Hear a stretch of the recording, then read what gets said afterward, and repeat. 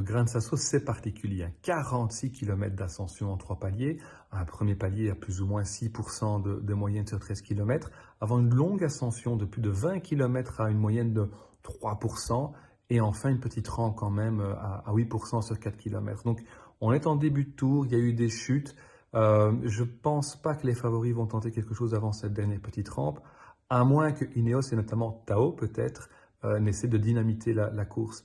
Mais donc, à mon avis, c'est plutôt une opportunité cette fois-ci pour les seconds couteaux. Et je pense notamment à Thibaut Pinot, qui a fait deuxième en 2018 au Grain de Sasso et qui aurait ici l'occasion de conforter son maillot bleu et pourquoi pas de prendre le rose.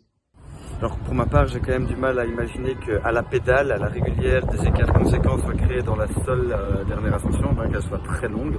Maintenant, on sait bien que les favoris ont des petits soucis par-ci par-là, donc pourquoi pas tenter quelque chose. Alors pourquoi pas tenter quelque chose dans l'avant-dernière ascension. On sait que Ineos semble aimer faire le train sur ce Giro. Alors si j'étais eux, j'essaierais de durcir à fond dans l'avant-dernière ascension pour isoler les favoris et peut-être tenter quelque chose dans la dernière ascension.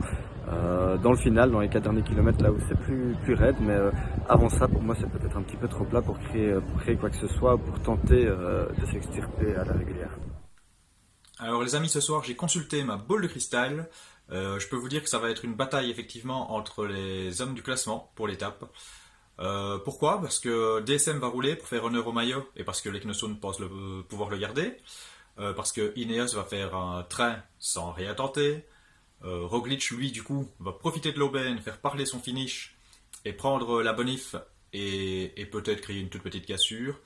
Quant à Remco, qui dit qu'il est le plus fort pour l'instant, il va souffrir de sa blessure, mais il va presque rien lâcher grâce à la passivité de ses adversaires. Voilà, je vous ai tout dit.